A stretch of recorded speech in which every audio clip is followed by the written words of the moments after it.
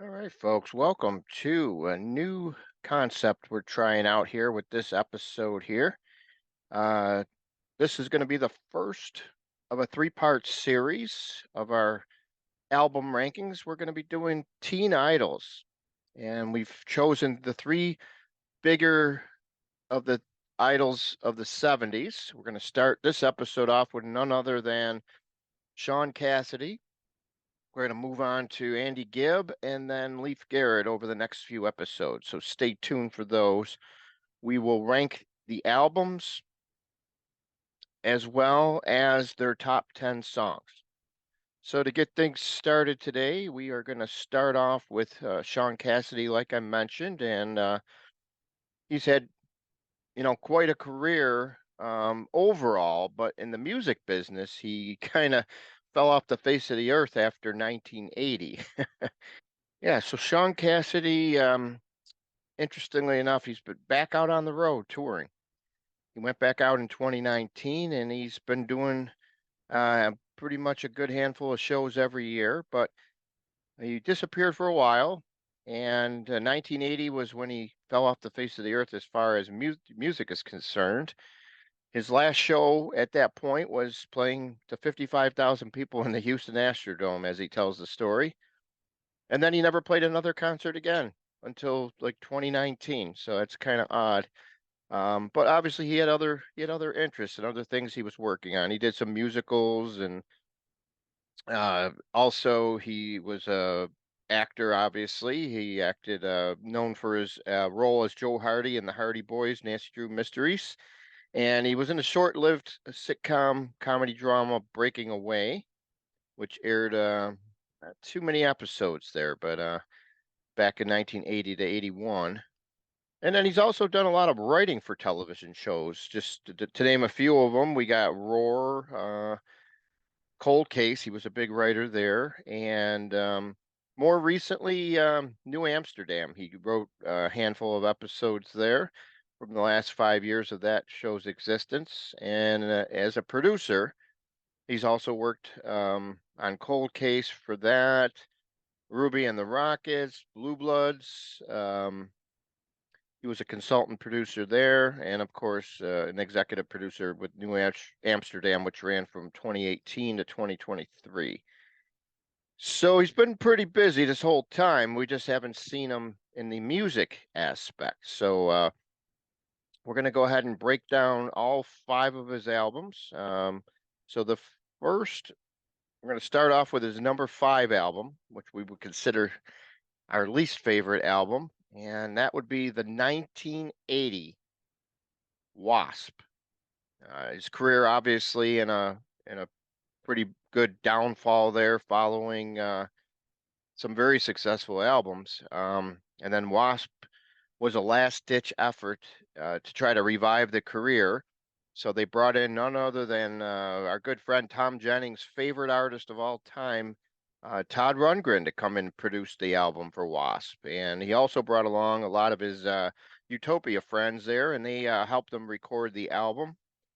Um, overall, the album, nothing really, in my estimation, nothing really stood out. I mean, well, actually, I'm wrong. There is one one thing that stood out was the horrible cover of "Once Bitten, Twice Shy," the Ian Hunter song, which obviously was got more popularized with the Great White back in later on in the '80s.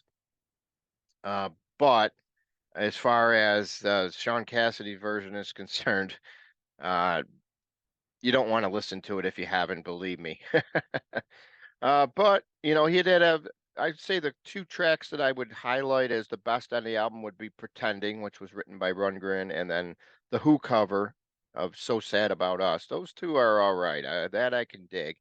He did an average cover of "Rebel Rebel" from the David Bowie, but not much else on this album to really speak of, and that's why it's coming in at our number five. And then that will take us down to our number four, which was the fourth album he released, 1979, none other than Room Service. And Room Service is where everything kind of really starts to take a dive there. Trends of music changing. The appeal of Shaun Cassidy kind of growing, old. You got to remember, he pretty much you couldn't go anywhere in a supermarket or a drugstore, look at the magazine section and not see his name or face somewhere in throughout the magazine covers. I mean, that's how popular he was. You could see him on lunch boxes. I mean, he he was as popular as Kiss as far as merchandising was concerned back in the 70s. But all good things must come to an end. But Room Service, it's a decent album. I actually gave it a pretty good overall ranking. It's only going to come in at number 4, but if you put that next to Wasp and play it, you can clearly say Room Service blows it out of the water. And that would be thanks to the good fortunes of having some really good songs on here, like Break for the Street, which she actually released on the live album, which came out preceding this album. And he did a good cover of the letter. I really enjoyed that. Time for a Change is definitely a standout track, as well as the album lead off track, Falling Into You. But other than that, there really wasn't a lot on here. I mean, they released one single from here, which was You're Using Me, and it didn't even chart. So, I just think they picked the wrong single there. I'm not saying that if he would have picked something else, it maybe would have charted, but um, got to do better than You're Using Me, that's for sure. So that's our number 4. Number 3, we're going down to Under Wraps, which was the third album he released. And that came out obviously, in 1978, and it went platinum, reached number 33 on the charts. This will be his last charting album. He had one single that made it onto the charts, but it was Our Night, which only made number 80. It was the lone charting single on the album. Unfortunately, that's how you knew everything was starting to fall apart there. Even though it went platinum, he did have a lot of he had some airplay on this album. It just wasn't, I think the songs he picked as the singles was the main issue here, because Midnight Sun was the second single and Hard Love was the third. But the best track on the album was penned. It was a co-write with Brian Wilson, and it's Like Heaven. Obviously, that song he still plays it to this day in concert. It was on his greatest hits album, and it should have been one of the singles, because that song is definitely the standout. Other songs I would mention would be Midnight Sun and Taxi Dancer. Um, She's Right was another big one off the album. He played that one live on his live album, as well as he's mixing it in on his current touring out there. And One More Night of Your Love was another song that got some airplay. I remember hearing that one a lot back in the day. But, you could definitely see, things were starting to go south there, especially after this album. So that was our number 3. So that's going to take us down to 2. We got 2 left to choose from. So if I'm not sure where you would think everything would fall, but we actually have his debut. Total Shaun Cassidy, 1977, June. The debut album, self-titled, number 3 it reached.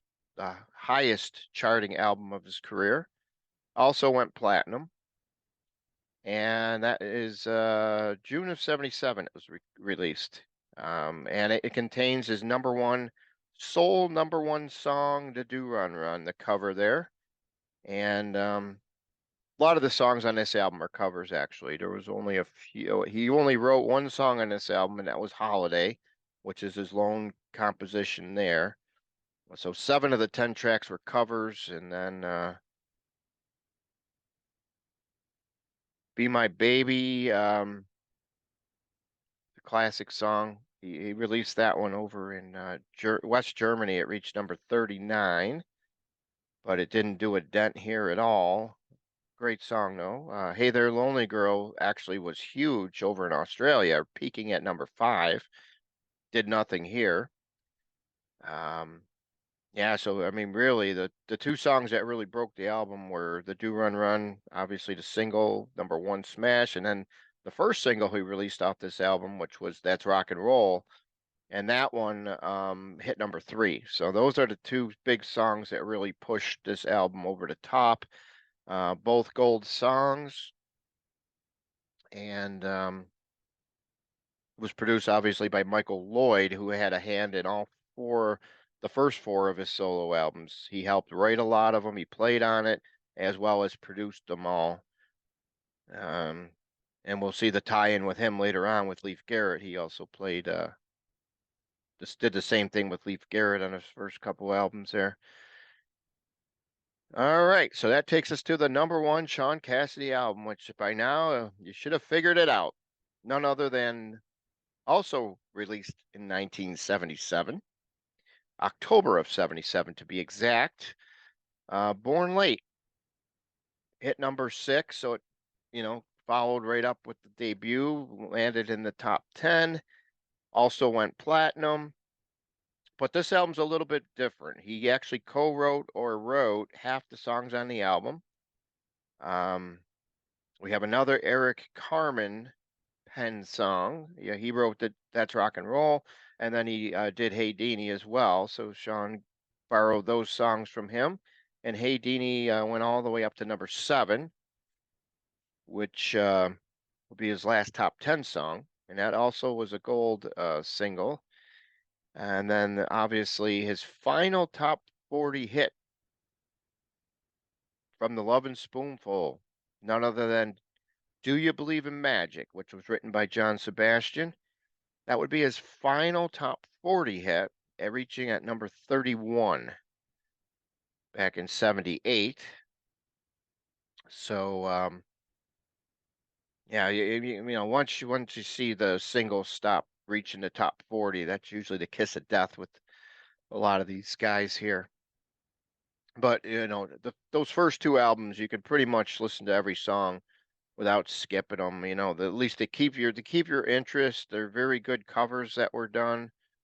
Solid. The playing on the songs are great, and then obviously the voice. Um, he focuses most of his live show these days on these two albums. You get a lot of that, a lot of the songs on these two albums, which is understandable because those are the ones that people are familiar with. These are the ones that sold the most, and these are the ones that just resonated well with the fans. So, just to recap, Wasp at number 5, Room Service number 4, Under Wraps number 3, Shaun Cassidy number 2, and Born Late, the number 1 album from Cassidy. All right, so that takes care of our album ranking. So now we're going to start ranking the top 10 songs. So this one was a little bit harder. It's always harder ranking songs. Albums are a little bit easier to rank in my estimation, but for songs, we're going to kick it off with the number 10 song, and that's none other than It's Up to You, which came from Born Late. And, oddly enough, they did not release this song as a single, which is a surprise because it is actually a really solid song. He actually co-wrote it with David Jolliffe, who, if you're familiar, he actually was an actor who played on Room 222, the guy with the big red afro, and he also it went on to become a big voice actor. David did. Um, so yeah, It's Up to You from Born Late at our number 10 best Cassidy song. Number 9, the aforementioned Break for the Street from Room Service, which was written by Cassidy and probably is his most memorable hard rocking song out of the catalog of songs that he wrote. It's got a real strong rock and roll beat, and it definitely stands out on the Room Service album as the best track without a doubt in my estimation. And that would be number 9. So number 8 is from the debut album with the old Be My Baby cover there, which, if you remember back in time, it was recorded by the Ronettes and written along with Jeff Berry, Ellie Greenwich, and Phil Spector. Was the biggest song for the Ronettes, reaching at number 2. And oddly enough, Cassidy's version um, did not chart in the U.S., only in West Germany, like we mentioned, peaking at number 39. But a solid song nonetheless. Carolina's Coming Home is our number 7. And that one was also comes from Born Late. So you see the trend here? A lot of Born Late, because that's what we felt was the number 1 album. Carolina's Coming, a nice sing-along song that has a lot of pace changes in it. Um, just a great song. I really enjoyed that one. It's just a standout track, and that was another one that they actually released as a single, but oddly enough, did not do anything in the charts. It was the second single released from that album. All right, so that is now going to take us to our number 6, which is coming from the Under Wraps album, none other than Midnight Sun. And that song, interesting song there in Midnight Sun. It was actually, if you go back and remember the 70s pretty much, there was a guy who made a song uh, called "Do You Want to Make Love?" So that was none other than Peter McCann, who wrote this song, "Midnight Sun." One of the better standout tracks on Under Wraps, and obviously, "Do You Want to Make Love" is the main song that Peter McCann was known for, which peaked at number 5 on the charts. Just a wonderfully written song. One of the standouts for sure off Under Wraps, and it came in here for us at number 6. And then we're going to go back into Born Late again for our number 5, and that is going to be Audrey, another ballad which was written by Cassidy as well as once again David Joliffe. Um, those two seem to work pretty well together. It's surprising they only wrote those 2 songs, but that's what we got here. Those 2 songs were the ones written, and those actually make his top 10 here. So Audrey the ballad over at number 5. Number 4 will be the Lovin' Spoonful cover, "Do You Believe in Magic?" Another song from Born Late, which was, like I mentioned before, the final top 40 hit of Cassidy's career, where it peaked in at number 31 back in 78. He did a great job on this song. Still plays it live today, and definitely one of the more memorable songs from his catalog, without a doubt, even though it is a cover. And that will take us to our top 3. So, ladies out there who were at those Shaun Cassidy pictures on your wall, the posters, and the whole 9 yards, let's see what you guys think. Our number 3 is going to be none other than "It's Like Heaven" from the Brian Wilson co-wrote, and that is from the Under Wraps album. Another song which, oddly enough, had that one been released as a single, I think we'd be, you know, maybe that would have helped keep things rolling for Shaun, but unfortunately, it never was released as a single. But it is one of the standout tracks that he highlights during his concerts these days, and great song. I mean, I don't know what else to say about it, but if you ever want to come back and listen to any of the songs, that's definitely one of those ones to listen to for sure that we highly recommend. Number 2, I have a soft spot for this song. I just love the lyrics. It was penned by Cassidy, so this is what we consider his best written song, biggest written song. Another song that, oddly enough, wasn't a single. Really shocked. This one could have done really well at the time. But that's the lead off track from Born Late, and that's none other than Teen Dream. Another song that he still plays to this day. He changes the arrangement in concert these days. It's not exactly like it was on record, but nonetheless, it goes over really good with the crowd, and definitely a standout song. Teen Dream #2. So that's going to take us all the way to the #1 Shaun Cassidy song. And for those that were thinking it's the Do Run Run, wrong, sorry. We went with That's Rock and Roll off the debut, the Eric Carmen Penn song, which was the song that really got his whole career rolling because it was the first single released, peaked at #3, and just a great song that he kicks his concerts off with to this day. He he comes out and starts cranking out That's Rock and Roll, and it gets everybody in the proper mood to enjoy a solid show. And we were one of the first ones to actually cover, one of his shows from the when he got went back out on the road there. And you could check the review out. We'll have the link in our comments section underneath for the album here when you look at this video on YouTube.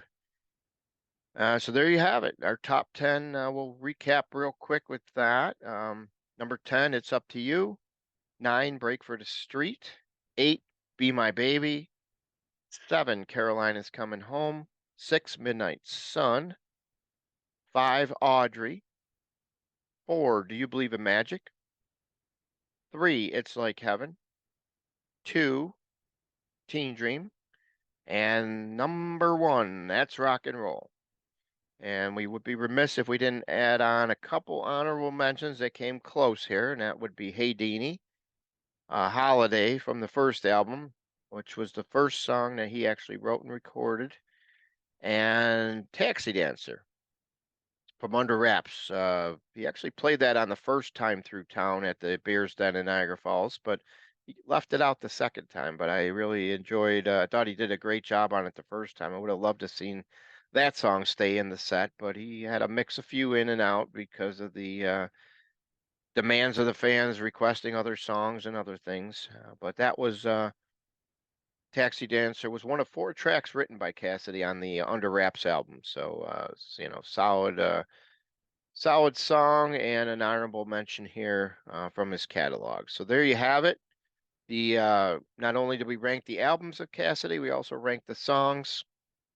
Stay tuned, like I said, for Andy Gibb and Leif Garrett, and we will have those episodes down the road in our to conclude our 3-part Teen Idol series. So make sure we list these songs in the comments here and let us know exactly. We want to hear positive comments. Obviously, people can always post negative, but we're just trying to honor these artists because at one time these guys were like the biggest thing since sliced bread. The way they were selling albums like hotcakes out there and merchandise, and it's good to hear what people think about these guys today. So looking back on their music, yeah, enjoy, and we'll see you soon.